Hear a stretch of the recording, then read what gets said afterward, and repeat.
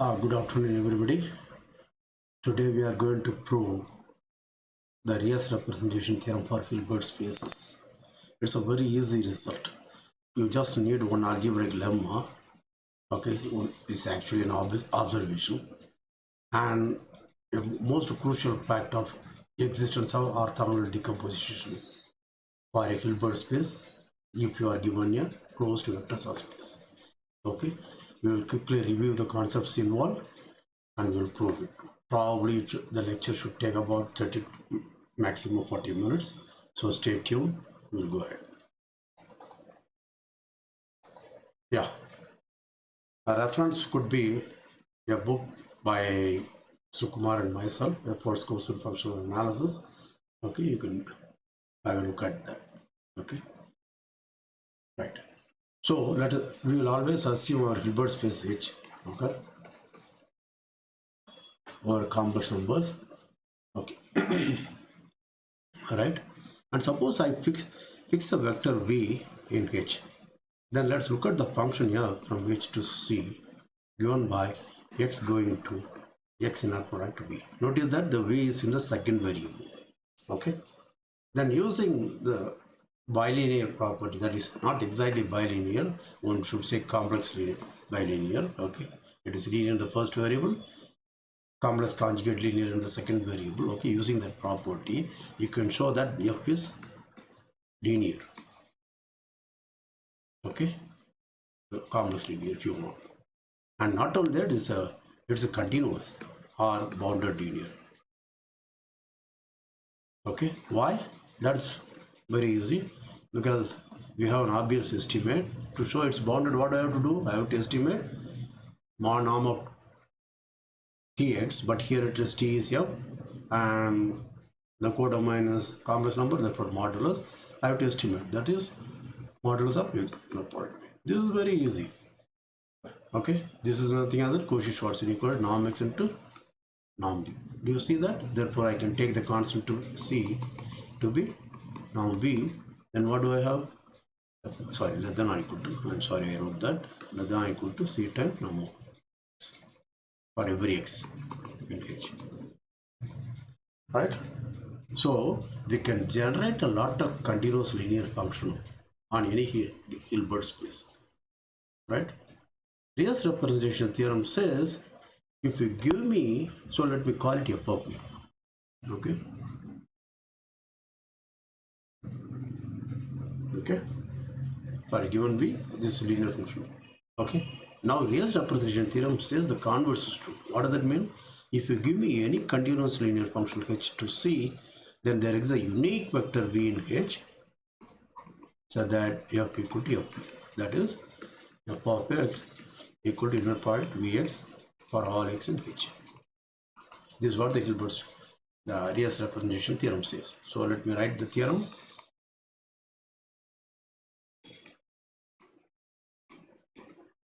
Let H be a complex Hilbert space, and let f from H to C be a continuous linear functional. Then there exists a unique v in H, so that for all x in H we have fx equal to x inner product v. In our Realian notation, that means f is of the form f. Okay, this is the main result of this theorem. This theorem, as I said, is very easy. Okay, let us go through a proof. Okay, in the case of Rn and Cn, it's very easy. Suppose I have f from Cn to C. Okay, any linear functional, then any z inside Cn, I can write as z equal to summation zj ej, where ej is the standard base vector. Okay, understand that? Therefore, f of z equal to zj into f of ej.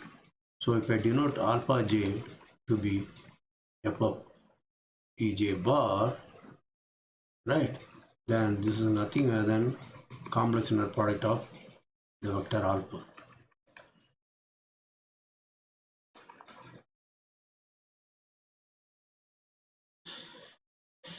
right? So this is a Riesz representation theorem for finite dimensional vector spaces. That's very easy. And notice that we didn't assume it's continuous or anything, but automatically any kind of linear function from a finite dimensional vector space to any non-linear spaces continuous. Okay, that you know. Anyway, that's immaterial to us. Okay. Now, as I said, we need one algebra fact. What is algebra fact? Let me just pause review before I do anything, so that you can review. So pause, review, proceed.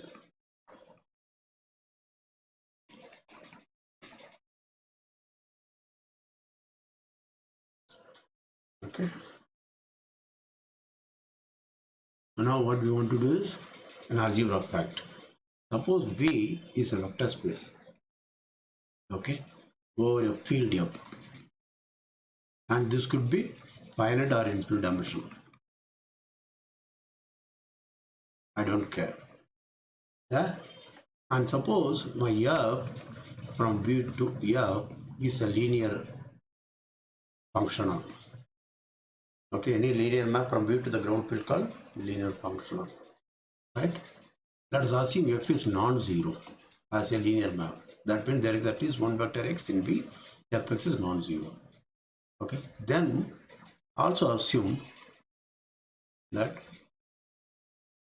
there exists W vector subspace of V, so that V is kernel of F direct sum W. Okay, then dimension of W is 1. This is the theorem. This is a very, actually it's a very trivial observation, but understand this. Yeah, how do I prove this? First, notice that if V is finite dimensional, okay, all right, then this will be easy. Yeah, suppose V is finite dimensional, okay, by rank nullity theorem, this will follow. I leave it as an exercise. The finite dimensional case is follows from that. So we want a general thing. Okay, how do I prove that? Now notice that since F is non-zero, then F is not zero on W. Because F is 0 on W, then F is 0 on V. Right? Because any vector x is written as, so z plus W, where z for 0 is kernel of F. Yeah? Okay. Therefore F is non-zero. Therefore there exists a vector U in W.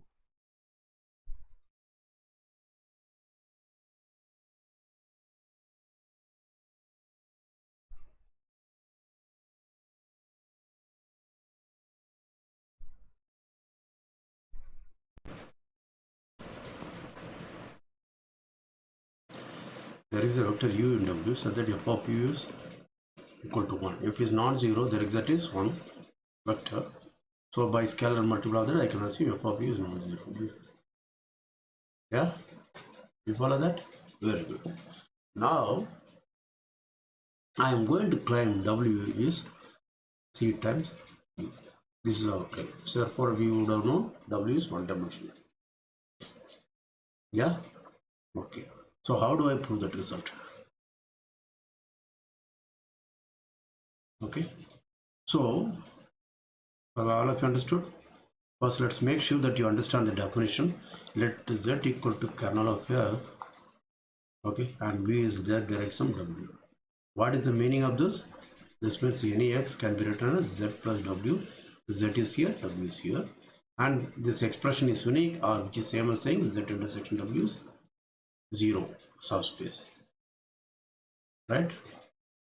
If this and this happen, then I say V is a direct sum of Z plus W. Please recall that. Okay?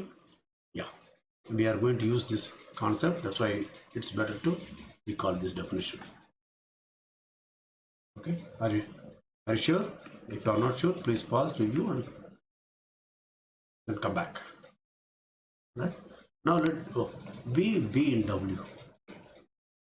Then what I have to prove? I have to prove V is of the form some T times U for some complex scalar T. Yes? Okay. Now let's look at B, right? Right. Now let's look at f of B. Suppose this is equal to T. Okay, let me also understand this. Suppose this is what I want to prove. Are you okay? I'm thinking, as you know, right? I'm not okay. Suppose I want to find such a T. Okay, what do I know? I want to say any vector V is of this form, T times U, right? If suppose I want to find this T, how will I find this T? Remember, then I can operate FP. FP should be T times FU. Therefore, my T must be FU. You understand this? So, we want to prove my V is nothing as an FV times,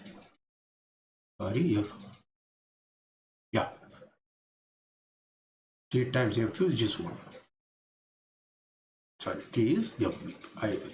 Are you following? FP must be T times FU, that is T times, but FU is 1, therefore this implies T must be FU. Are you following? So we want to prove T V is FP times U. This is what we want to prove. Okay. You see how we guessed it? Okay. How do I prove it? Now let's look at V minus FP times U. This is a vector in V, right? Right. Now where does it belong to? V is in W, U is in W, scalar multiple, therefore this is also in W. And of course it's in V. Right? Okay. Now let's apply F to this. What do I get? F of V minus F of U. This is F of V minus the scalar comes out, F of V into F of U. But F of U is 1, therefore this is 0. Right? So what does it say about this vector? This vector belongs to Z, which is kernel of F. But this vector also belongs to W. But what do I know about W intersection Z? Because V is a direct sum of W intersection Z. Sorry, W direct sum Z. W intersection Z must be 0. Therefore, I conclude V minus FU must be 0 or V equal to FP times U. That is, give me any vector V in W. I have proved this is scalar multiple of U, and hence W is dimension 1. You understand that? Therefore, for every V in W, V is FP times U, or my W is C times U. Therefore, we have proved it. So P or P or review procedure.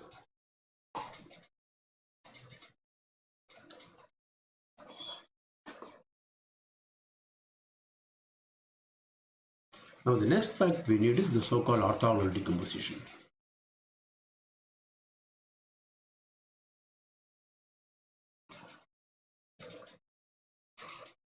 What does it say? Suppose H is a Hilbert space. Okay.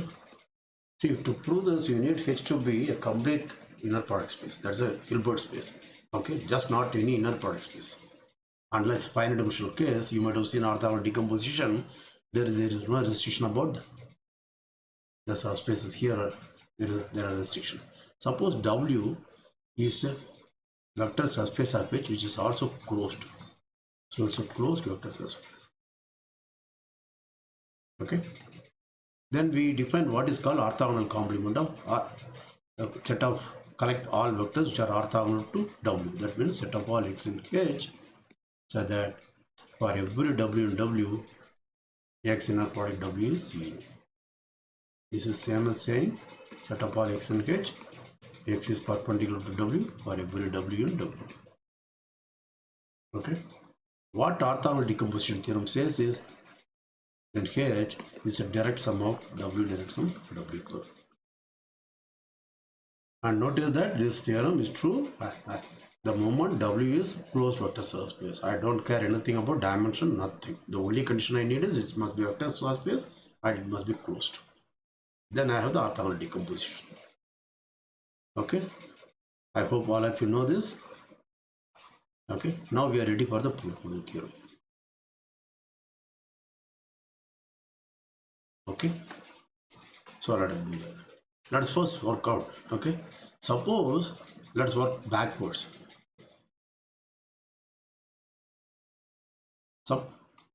Suppose there is a v exists. Then what should happen? F of x is inner product x. This is for which x? For every x in which. Right? In particular, for every x in z, in the kernel of f, yeah, that is the kernel of f, fx must be 0. That means x inner product v must be 0. That means my v should be perpendicular to z, or v must be in z. We understand that? So we already got, see, we have to find such a v, right? Now this gives me an idea where to find the v. It must be in the orthogonal complement of the kernel. Okay, please understand this logic. So we have to find a v. This tells me where to find the v. It should be located in the orthogonal complement of the kernel. Next, suppose f is identically 0. There is nothing to prove. I can take my v to be 0 vector. Then f of x is 0, and that is also equal to x inner product 0, right? Therefore, let's assume f is not equal to 0. So f is a continuous linear function from which to see, and I am assuming f is not 0, right? Then let's look at z, kernel of f, right? Then what do I know? By the orthogonal decomposition theorem, I know z is z derived from z bar.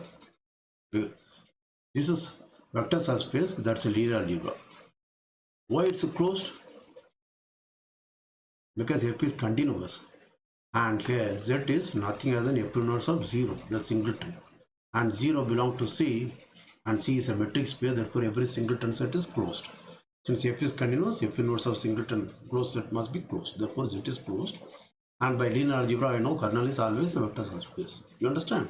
Therefore orthogonal decomposition theorem tells me this. All of you understand? Right. Now we already said my v, where should I locate? I should locate in z perp. The first thing is, can z perp be 0? Can it happen? If z perp is 0, that means h equal to z. That means the kernel of f is all of h. That means f is identically 0. You understand? Therefore z is not equal to 0. Yeah? Do all of you understand? Now this is a vector subspace. Therefore if I start with any vector, I can always find a vector u in z perp so that unit norm. It's of unit norm. So choose a vector u which is of unit norm. Can I do that? It's non-zero. So if you have some vector z, a non-zero vector z by norm z will be unit vector. You understand? Yeah? Since you have come out this far, you will know how to do such things. So choose this one. Right? Now by the algebraic lemma, what do I know? My z bar is c times u. This is followed from the algebraic lemma. Right? And we already know I should find v in z bar. That means it's the same as saying v should be a scalar multiple of u. Are you following? We are working backwards. Okay, we know that v must be in z bar. Then I want to see. Okay? Yeah. So to find the v is same as saying I have to find what is the t. Therefore t equal to what? That is the question. Okay, I have to choose a t, a scalar. So therefore when I define v equal to tu, okay, not bar, okay, just a tu, then that will do. So I have to find suitable t. Please pay attention. Do you follow that? Now how do I find such a t? Again work backwards. If v is the correct candidate, if V is the correct candidate, then what should happen? F of U must be equal to UV. But what is V? That is U, TU. Therefore it is T bar inner product UU. But that is 1. Therefore it's T bar. Do you follow that? Therefore, okay, my T must be F of U bar. Therefore I should choose a V to be F of U bar into U. We arrived at such a V. You understand? Now I can write a textbook proof. Okay, we are going to show this is the V we required. So how will I write a textbook proof now? We will check that. That will also be part of the proof. Okay. So as if F is 0, the result is true. Therefore, if F is not 0, right? Then I can write H as Z direction Z bar. Then Z bar is not 0 since F is not 0. Therefore, choose a unit vector in Z bar, Z perp, sorry, not Z bar, Z perp. Orthogonal complement of Z. Choose a unit vector. Then immediately write the definition, right? Then define, then let V equal to F of U bar times U. Now we want to show claim, okay, F of X is X in a product for every X in H. This is what you have to prove. Okay, that proof is easy. And remember, X is in H. What is H? H is Z direct sum Z perp. Right? Therefore, I can write S as something Z times some W, where W is in Z perp. But remember, Z perp is C times U. Therefore, I can write Z as Z times some lambda times U. Do you understand this? Yeah? Therefore, what will be Fx? F is linear, therefore Fz plus lambda U will be Fz plus lambda times F of U. And Fz is 0, therefore this is lambda times Fu. Right? Therefore, what is Fx? If X is of the form Z plus lambda U, Fx is lambda Fu. Right? Now let's compute what is X inner product V. Now what is X? X is Z plus lambda U and V is F of U bar times U. Okay. Now this just you have to use the sesquiv linear property, or essentially the bilinear, linear in the first variable, conjugate linear in the second variable. That property I would use. Therefore, this is Z into F U bar times U plus lambda U F U bar and U. Right? Now F U bar comes as F U in a product Z U plus this lambda comes out unscathed, whereas F of U bar comes as F of U. Therefore, inner product U. Now, what do I know about ZU? Remember, U is in Z perp and Z is in Z, therefore this is 0. Right? And what do I know? Inner product UU, U is of unit term, therefore this is 1, therefore lambda Fu. So call this as 2 and call this as 1. So what have you shown? Fx is lambda Fu and inner product xv is also lambda Fu, therefore it shows, okay, Fx is X inner product V for every X in H. So we have proved the existence of such a V. Uniqueness is essentially as you have seen in your linear algebra course. Suppose Fx equal to xv1 is also equal to xv2, right, for every X in H. Then that would mean inner product X v1 minus v2 is 0. Okay, but this is true again for every X in H. Therefore, take X equal to v1 minus v2. That will mean v1 minus v2 norm squared is 0. That happens if only v1 equal to v2. So uniqueness is also proved. Okay, that's it. Okay. There is, if you are curious, I can just say one more thing. and stop. Okay, suppose my H is a separable Hilbert space.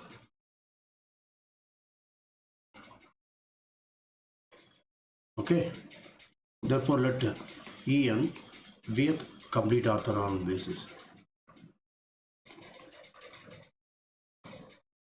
of H. Okay, I don't want to stop to define what is complete orthogonal basis, etc. If you come this far, you should already learn that. Okay, so let you even assume this is separable infinite-dimensional Hilbert space. Okay, because finite-dimensional we had already seen it. Okay, when H equal to Cn, we already saw what was the thing when H equal to Cn. Okay, and F is a non-zero linear function from Cn to C. Okay, then we saw F of Z is Z alpha, where alpha is F of E1 bar, F of En bar. Yeah, do you recall that? Okay, such a analogous result is true if I know H is a separable infinite-dimensional Hilbert space. How do I do that? By the theorem, suppose F is a continuous linear function, non-zero, and this is separable Hilbert space, separable infinite-dimensional Hilbert space. Okay, and En is a complete orthogonal basis. Then I know there is a unique vector V so that Fx is X inner product true for all X in H, right?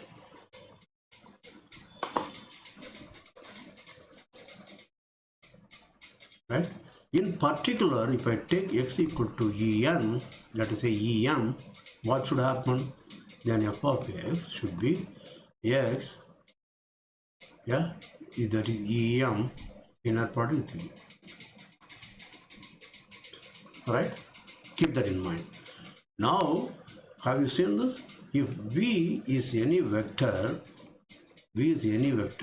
not necessarily this vector, if you want to call it something like, let's say, W. If W is any vector, then since En is a complete orthogonal basis, I know I can write W as a linear combination of vectors alpha n En.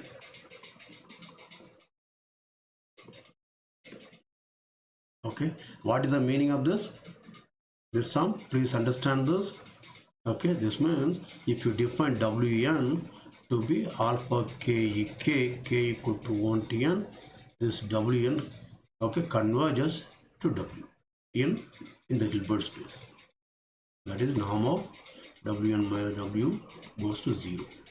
That's the definition of this thing. Like the way you define infinite sum of an infinite series, this is what it means. Keep that in mind, we are going to use that.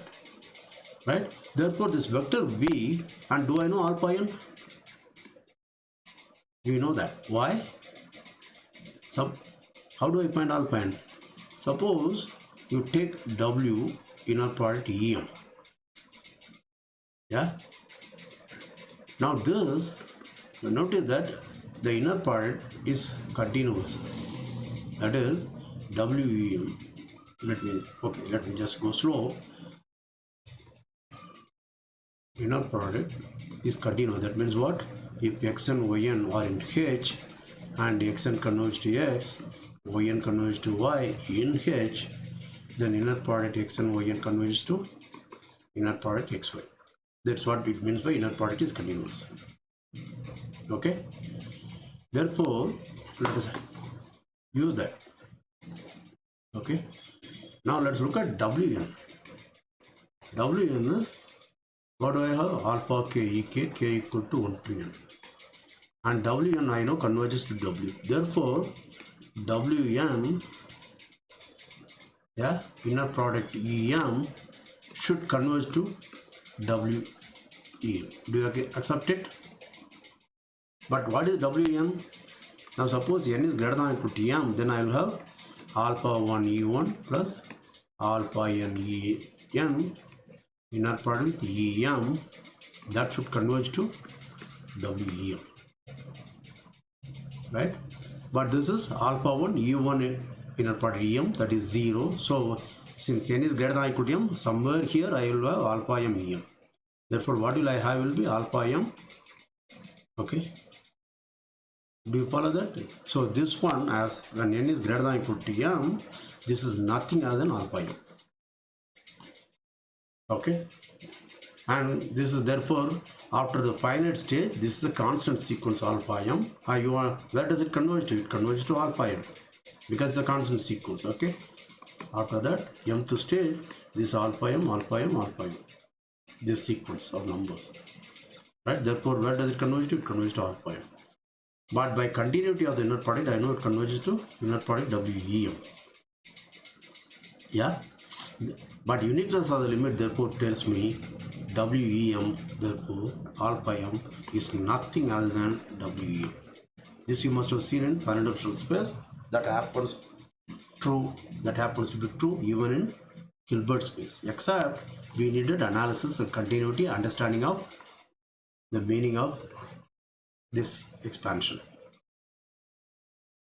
Okay, why am I saying all these things? Now let's go back.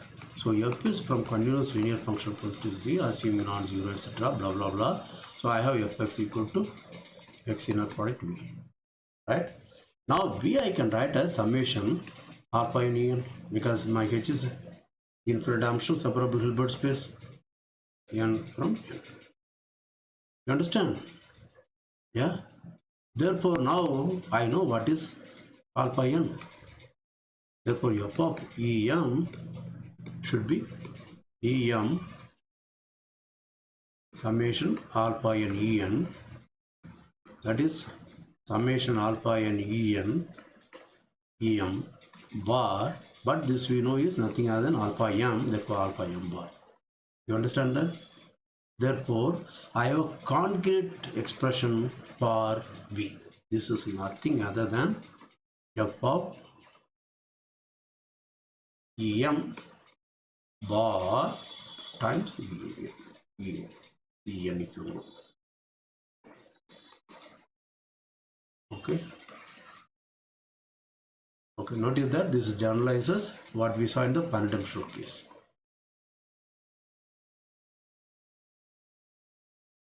Yeah, this is what we saw in the finite dimensional case. The finite tuple is f of e1 bar, f of en bar. Here also we get the same thing. My vector v is, if I write it as sequence, it is going to be f of e1 bar, f of en bar, and so on. That's it. Yeah. So that completes whatever I wanted to say. I hope all of you liked it.